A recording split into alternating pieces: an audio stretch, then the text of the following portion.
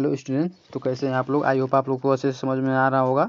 और यदि समझ में नहीं आ रहा तो आप हमें कमेंट में बता सकते हैं कहाँ पे समझ में नहीं आ रहा है। और जहाँ पे आप लोगों को समझ में नहीं आया, जिस टॉपिक पे समझ में नहीं आया, जिस क्वेश्चन में समझ में नहीं आया, किसी भी क्वेश्चन में अगर किसी भी लाइन में समझ में नहीं आता है तो आप हमें कमेंट में बता सकते हैं। मैं उस पर दोबारा वीडियो बनाऊँगा और जैसे भी हो सके मैं आपको उसे समझाने की कोशिश करूँगा। फिर ये क्वेश्चन नंबर 4 है, एग्जाम्पल नंबर 4 है NCERT बुक का, मैथमेटिक्स का, क्लास 10th का। ठीक है, तो इस एग्जाम्पल को हम समझने की कोशिश करेंगे यहाँ पे। तो ये एग्जाम्पल क्या बोल रहा है, ये स्वीट सेलर है 420 काजू बर्फीज and 130 badam barfis. She want to stock them in a such a way that each stock has the same number. ठीक है, and they take up the least area of the tray.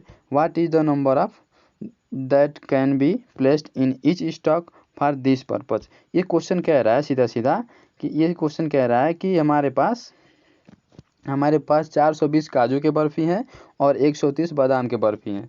420 काजू के बर्फ़ी हैं और 130 बादाम के बर्फ़ी है और इनको एक ट्रे में क्या करना है, अरेंज करना है। तो इस तरीके से अरेंज करिए ट्रे में इस तरीके से अरेंज करिए कि कम से कम एरिया ले, लिस्ट एरिया कवर करे ट्रे में। इस तरीके से उसको अरेंज करिए कि लिस्ट एरिया कवर करे। लिस्ट एरिया मतलब सबसे मिनिमम एरिया कवर करे। तो इसको सॉल्व करने का सबसे आसान तरीका ये क्या है, लिस्ट एरिया मतलब लिस्ट वैल्यू कहाँ से फाइंड होती है। लिस्ट वैल्यू फाइंड करने का सबसे आसान तरीका है कि हम उसका LCF निकालें। HCF निकालने का मतलब आप लिस्ट वैल्यू पा जाते हो। तो सबसे पहले क्या करो कि अगर HCF निकालोगे तो लिस्ट वैल्यू मिल जाएगी। तो हम निकालते हैं HCF।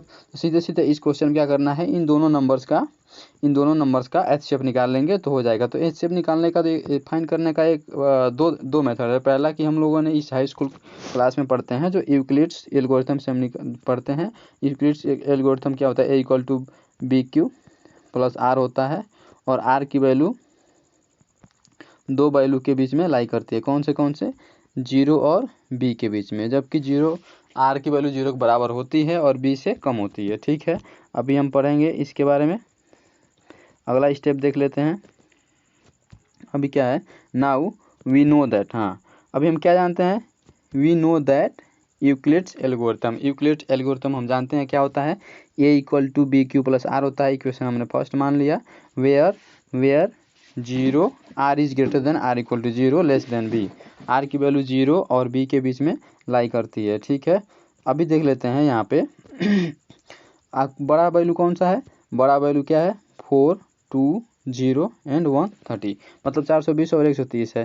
तो 130 और 420 में बड़ा वैल्यू क्या है, 420 है। 400 वैल्यू बड़ा वैल्यू 20 है। तो जो बड़ा वैल्यू होता है उसको हम क्या मानते हैं, डिवाइडेंड मानते हैं, मतलब A की वैल्यू मान लेते हैं। A की वैल्यू हम किसको मानते हैं, जो बड़ा होता है। A की वैल्यू 420 हो गया और B की वैल्यू कितना हो गया, 130 हो गया। ये मैं क्वेश्चन को प्रीवियस वीडियो में बता चुका हूँ और आप देखना चाहते हैं तो जाके देख सकते हैं, डिस्क्रिप्शन में मैं लिंक दे दूँगा। ठीक है, A की वैल्यू 420 और B की वैल्यू हो गई आपकी 130। अभी एक डिवाइड करने का सबसे अच्छा डिवाइजर, डिवाइडेंड, रिमाइंडर, क्वोशेंट जब आ रहा है, क्योंकि यहाँ पे क्वोशेंट है आपका, R रिमाइंडर है और B डिवाइजर है और A डिवाइडेंड है। अब ये सब आ रहे हैं तो डिवाइडेंड कहाँ रहता है, यहाँ पर रहता है। A की वैल्यू डिवाइडेंड है, B डिवाइजर है, यहाँ पे Q क्वोशेंट आ जाएगा आपका और यहाँ पे आ जाएगा R आ जाएगा, R से रिमाइंडर हो गया। तो फिर ऐसे ही मैंने यहाँ पे लगाया हुआ है। तो आगे हम देख लेते हैं। अभी ये देखिए, A = B हमने अभी बताया, A = 420 और B = 130। तो putting the value of A and B in equation first में रखेंगे तो 420 = 130 × Q + R। इक्वेशन हमने सेकेंड मान लिया इसे। और हम इस मेथड से इसको सॉल्व करेंगे। तो यहाँ पे 420 डिवाइडेंड है, तो डिवाइडेंड को हमने यहाँ पुट कर दिया, और ये डिवाइजर है, B की वैल्यू 130, तो डिवाइजर को हमने यहाँ पुट कर दिया। उसके बाद से अब हम इसको कट करेंगे तो 3 बार में जाएगा, 390 आ गया और इसको माइनस करेंगे यहाँ से तो यहाँ पे आ जाएगा आपका 30। ठीक है, 30 आ गया। तो हमें क्या यहाँ पे मिल गया, हमें यहाँ पे मिल गया कोसेंट मिल गया। ठीक है, और यहाँ पे रिमाइंडर मिल गया। तो ये आपकी Q की वैल्यू हो गई, ये आपकी R की वैल्यू हो गई। अब हम इक्वेशन सेकेंड में Q की वैल्यू और R की वैल्यू पुट कर देंगे। तो Q की वैल्यू क्या हो गया, 3 हमने पुट कर दिया, R की वैल्यू 30 हमने पुट कर दिया। अभी देखेंगे कि यहाँ पे R की वैल्यू क्या है, 0 नहीं है। Since R = 30 is not equal to 0, तो फिर से हम क्या करेंगे, अगला स्टेप में जाएंगे। अभी मैंने आपको प्रीवियस वीडियो में बता चुका है, इस क्वेश्चन को अच्छे से बताया। आप अगर देखना चाहते हैं तो डिस्क्रिप्शन में लिंक है, आप जाके देख सकते हैं, ठीक है।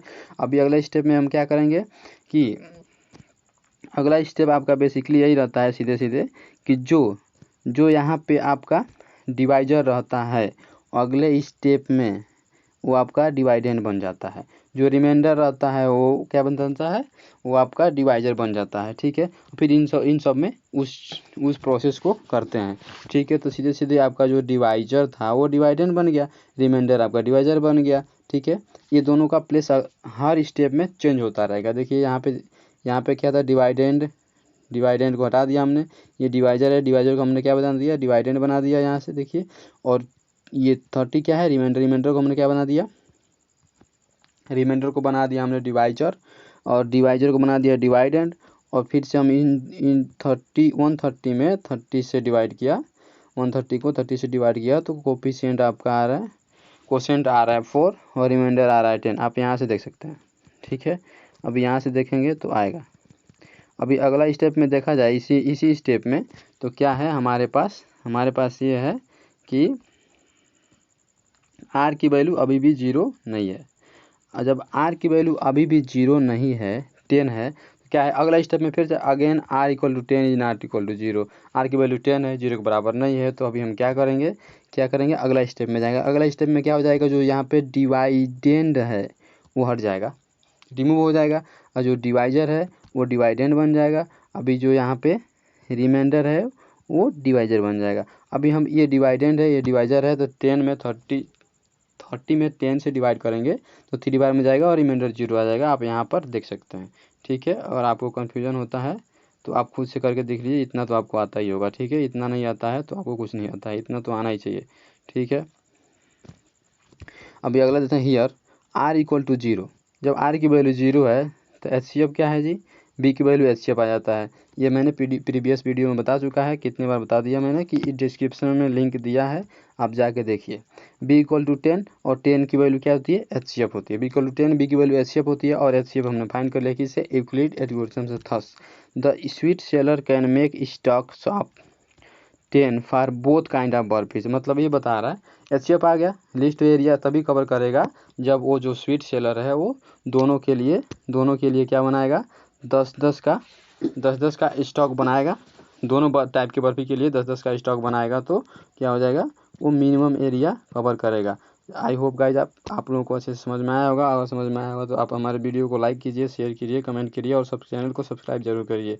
अगर आप चाहते हैं कि सबसे पहले आपके पास वीडियो आपके पास पहुँचे देखना चाहते हैं तो चैनल को सब्सक्राइब करें। Thank you.